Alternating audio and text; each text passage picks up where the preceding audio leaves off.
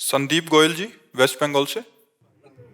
महाराज जी, आपके चरणों में कोटि कोटि प्रणाम। महाराज जी, मेरा प्रश्न है कि सेवा से ज्यादा मानव और जीव जंतु सेवा में ज्यादा अच्छा लगता है इनको, मतलब भगवान की सेवा से जीव हाँ, जंतु की सेवा ज्यादा अच्छा लगता हाँ, है। कोई बात नहीं, पर उसमें भी भगवान मानो। बिना भगवान माने जो सेवा होगी वो पुण्य होगा, लेकिन जब हम भगवत भाव रख लेंगे तो वही हमें भगवत प्राप्ति करा देगी। समझ रहे ना? हम जीवों में भगवान देखें कि हम कबूतर को दाना दे रहे हैं तो मेरे भगवान कबूतर के रूप में है, इसके अंदर भगवान बैठे हुए ना। बिना भगवान के तो चल ही नहीं सकता। तो हम भगवान को देखने की चेष्टा करें, सब में भगवान है, तो ऐसा मानकर हम पशु पक्षी किसी की सेवा करें।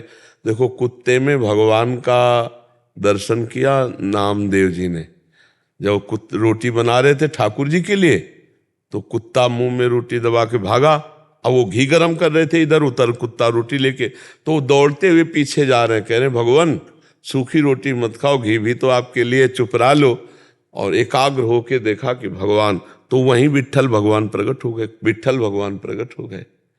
तो अगर हम पशु पक्षियों में भगवान को देखकर सेवा करते हैं तो भगवान की बहुत सुंदर सेवा है। अलग से अगर मूर्ति सेवा नहीं करते तो कोई परेशानी नहीं, पर भगवत भाव उसमें करना पड़ेगा। महाराज जी, मूर्ति सेवा भी करते हैं लेकिन उतना मन नहीं लगता जितने इस काम। कोई बात नहीं, हम यही कह रहे हैं, भगवान उन रूपों में भी है। आप खूब मन लगाकर उन जीवों की सेवा करो, किसी जीव को कष्ट ना पहुंचाना और सुख पहुंचाना, ये सबसे बड़ी भगवान की सेवा है। इसीलिए हम उन लोगों से प्रार्थना करते हैं जो लोग मांस खाते हैं, पशु पक्षियों का, जीवों का, कि आपका जैसा शरीर प्रिय है ऐसे हर जीव का शरीर प्रिय है, और आप दूसरों का मांस उबाल के काट के खाते हो तो आपकी दुर्गति पक्की, आपके शरीर को बहुत कष्ट होगा, बहुत पीड़ा होगी। एक आदमी जिंदगी में कभी कोई पुण्य नहीं किया था, पर उसके मन में आता तो एक रोटी का आटा लेकर वो मछलियों को ऐसे जल में पवाता जाके।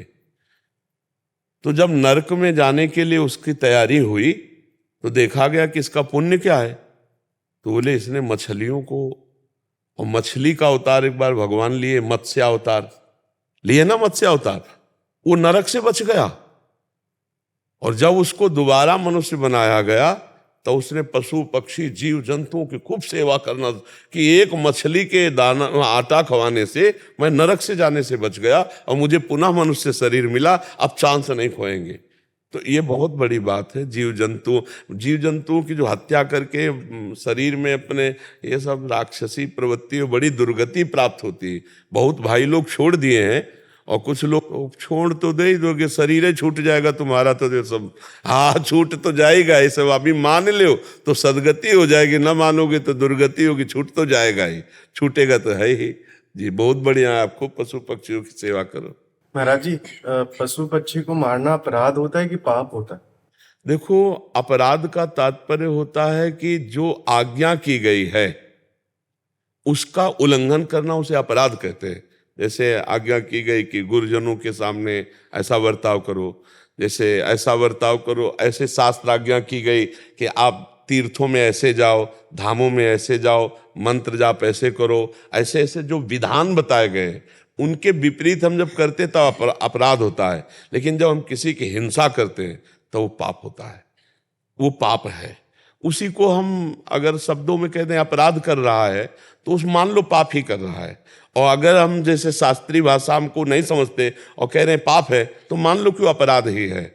जैसे गुरु अवहेलना करना, तीर्थों में जाकर के मनमानी आचरण करना, जो शास्त्र निषिद्ध हैं उन कार्यों को करना, जो मंत्र के समय बताया गया सावधानी करो ऐसा नहीं, जो वो अपराध की संज्ञा में आते हैं। और जब हम किसी को अपने सुख के लिए पीड़ा देते हैं तो उसे पाप कहते हैं। जैसे पाप शब्द में आता है मदिरापान करना, पर स्त्री गमन करना, दूसरे का द्रव्य अपहरण करना, और हिंसा करके दूसरे का मांस खाना, और जुआ खेलना, ये 5 महापाप कहे गए, पंच महापाप कहे गए। तो ये पाप के अंदर अंतर्गत आता है, अपराध के अंतर्गत और श्रेणियां हैं, ये पाप के अंतर्गत। जैसे सुभाषितानी में एक श्लोक था, इसमें सुभाषितानी, अभिवादनशीलस्य नित्यं वृद्धो पसे विना चत्वारि तस्य वर्धन्ते आयुर्विद्या यशो बलम्। ये अपराध, अपराध के अंतर जो आयु विद्या यश और बल का अपहरण करते, ये अपराध करने वाली बातों के लिखा गया है। तो पाप का मतलब सीधे समझ लो,